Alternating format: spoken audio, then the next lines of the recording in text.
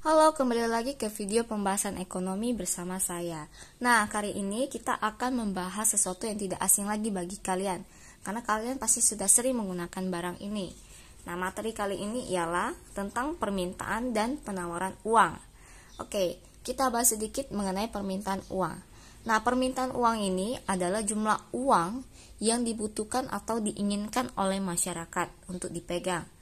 Jadi ada beberapa ahli yang mengemukakan tentang permintaan uang.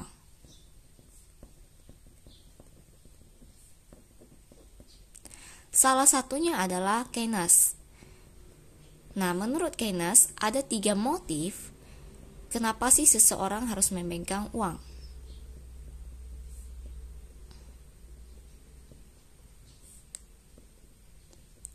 Yang pertama ada motif transaksi.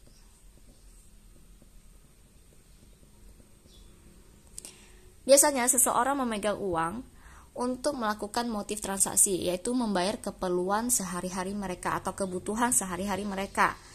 Seperti kamu yang memerlukan uang untuk membayar keperluan sekolahmu ataupun orang tuamu yang untuk membayar keperluan rumah tangga.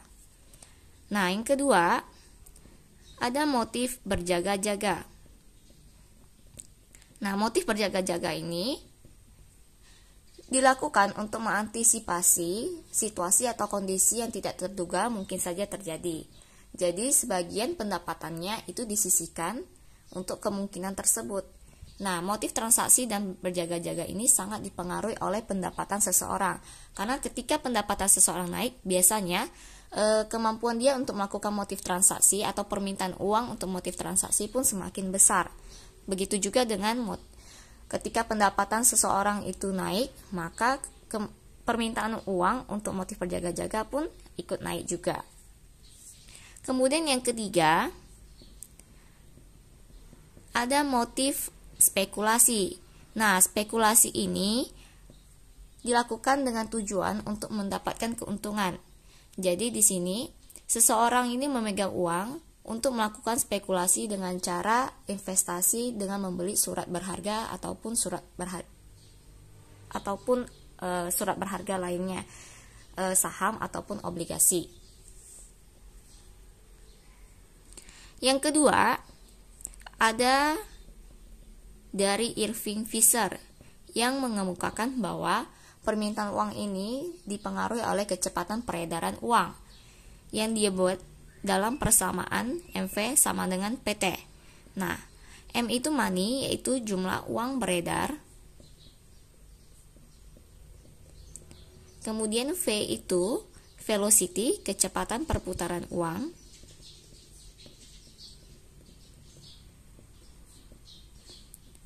P itu harga barangnya. Kemudian T itu jumlah barangnya. Coba kita lihat, ya, ini MV sama dengan PT. Coba kita lihat ke dalam soal berikut. Nih, misalnya diketahui jumlah uang beredar itu 50 juta, kemudian harga setiap barangnya itu 100.000, dan dalam perekonomian itu terdapat 4 juta unit barang. Berapa kali sih perputaran uang selama setahun? Nah, kalau kita lihat jumlah uang beredar itu berarti dia adalah M.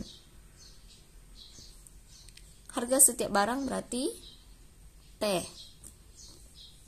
4 juta unit berarti dia adalah T. Berarti perputaran uang di sini itu adalah V. Berarti V ini yang ingin kita cari. Oke.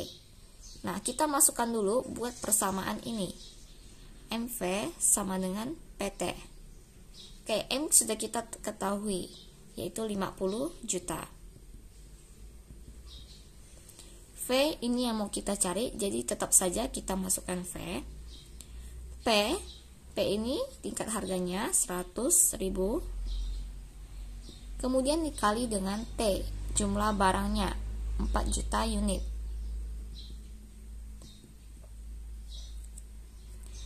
Kita kalikan. Ini kalikan dulu.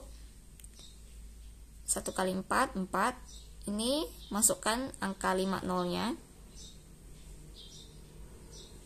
masukkan lagi 6 angka nolnya, jadi nolnya ada 11, dibagi dengan 50 juta.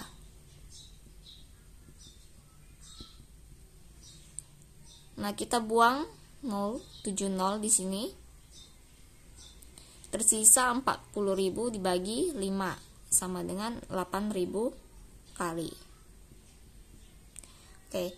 Jadi, perputaran uang selama setahun itu sebanyak 8.000 kali.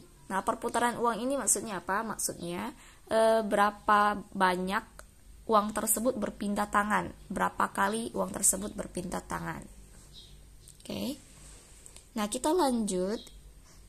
Saya taruh di sini ya soal ini. Kita lanjut ke faktor permintaan uang.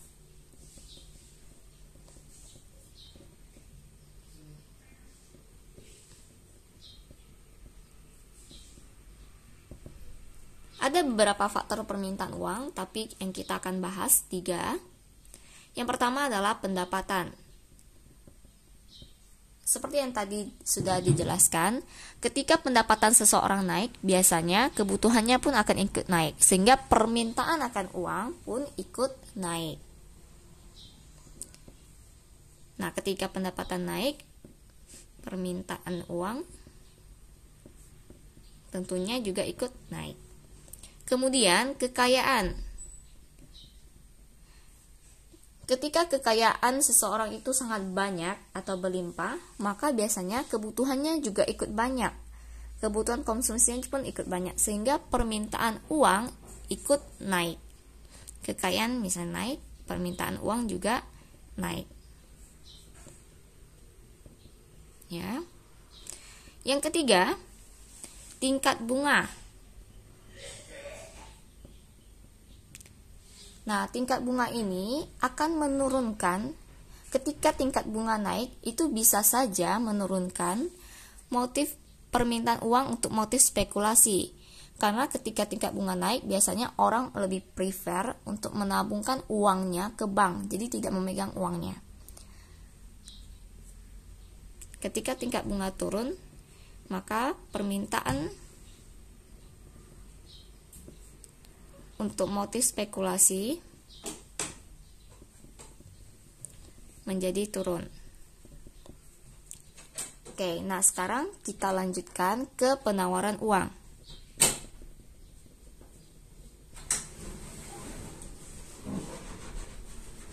Ya, ini materi tentang permintaan uang. Sekarang kita lanjutkan ke penawaran uang. Nah, penawaran uang itu ibaratnya adalah jumlah uang yang beredar atau jumlah uang yang disediakan untuk kebutuhan masyarakat. Nah, kalau penawaran uang atau jumlah uang beredar dalam artian sempit, dalam arti sempit ini artinya hanya mencakup uang giral dan uang kartal saja. Uang kartal itu uang logam dan uang kertas yang biasanya kalian pegang. Sedangkan uang giral itu berupa cek, giro. Kemudian ada juga dalam arti luas. Dalam arti luas, uang yang beredar itu mencakup uang giral dan uang kartal, itu M1, dan uang kuasi. Uang kuasi ini adalah tabungan yang ada di bank. Oke. Jadi, kalau dalam artian luas, uang yang beredar itu mencakup uang giral, uang kartal, dan uang kuasi. Ada juga artian yang lebih luas lagi.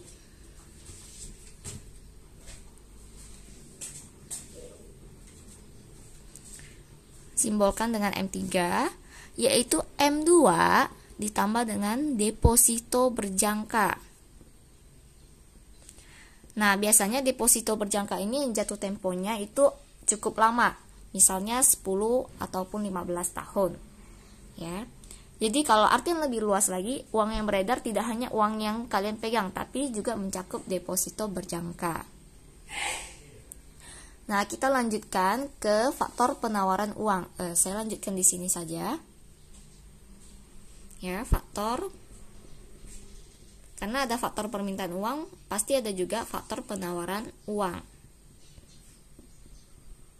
Oke, faktor penawaran uang ini sangat bergantung pada tingkat diskonto. Nah, tingkat diskonto ini adalah tingkat bunga yang ditetapkan oleh bank sentral kepada bank umum. Jadi, ketika bank sentral itu menaikkan tingkat diskontonya, maka penawaran uang atau jumlah uang beredar yang bisa disediakan oleh bank umum pun semakin berkurang. Yang kedua, cadangan kas.